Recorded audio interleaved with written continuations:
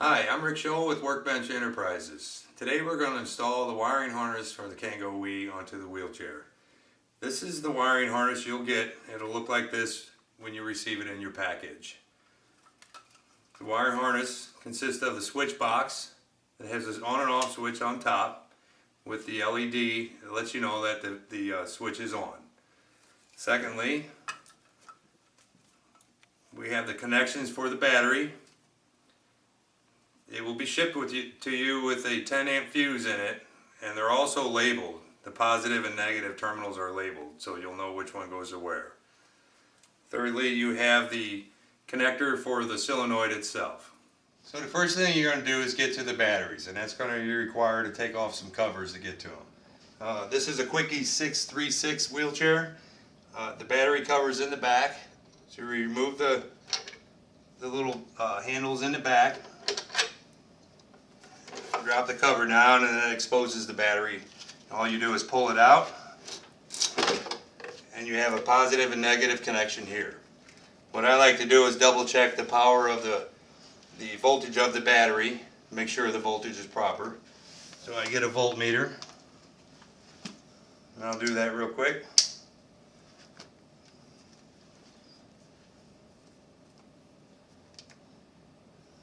This battery is almost 13 volts, so we are good there. So what we're going to do is make our connections to the battery now. As you can see, our power wire and ground wire are labeled, so there's no confusion on which one's which. The harness, when you receive it, will have a 10 amp fuse in it. What we want to do is go ahead and remove the 10 amp fuse before installation. And you always want to install the 12 volt power wire first. What we're going to do is go ahead and make our connections to the positive side of the battery. As you can see, there's a hole where the factory wire runs through this plastic rubber cap. What I like to do is route my wire through the same one. That way everything stays in sync with factory. So we're going to remove the nut.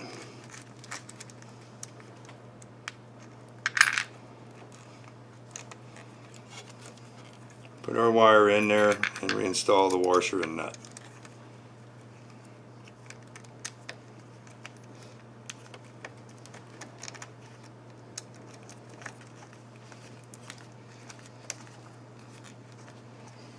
And we're going to go ahead and tighten that up.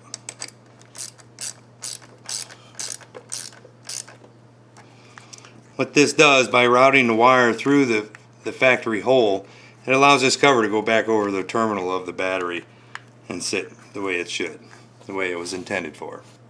Now we'll go ahead and make our negative connection. We're going to do the same thing. We're going to route it through the little plastic cover. Take the nut and washers off. Make our ground connection. Reinstall the washers.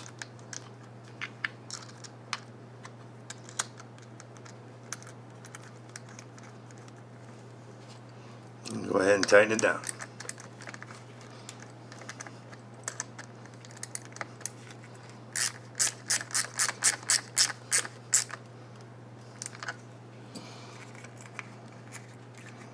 And by routing those wires through that cap, see how they lay right down real nice like they were supposed to.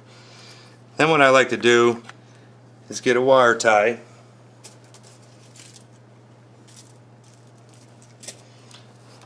And I'd like to put a wire tie around the factory wire also. That'll hold this harness in place so nothing gets pulled and tugged on.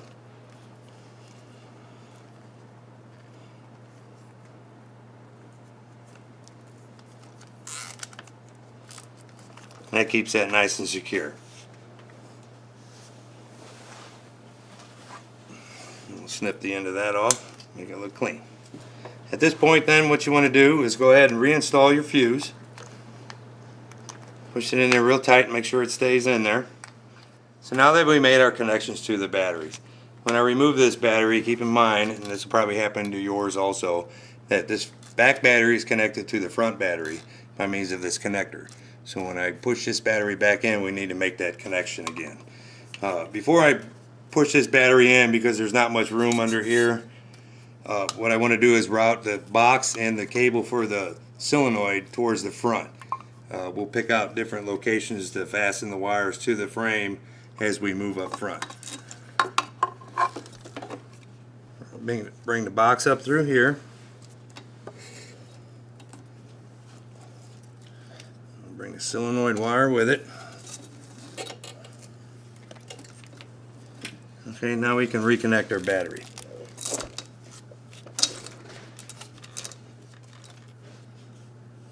Okay, close your cover, reattach your bolts.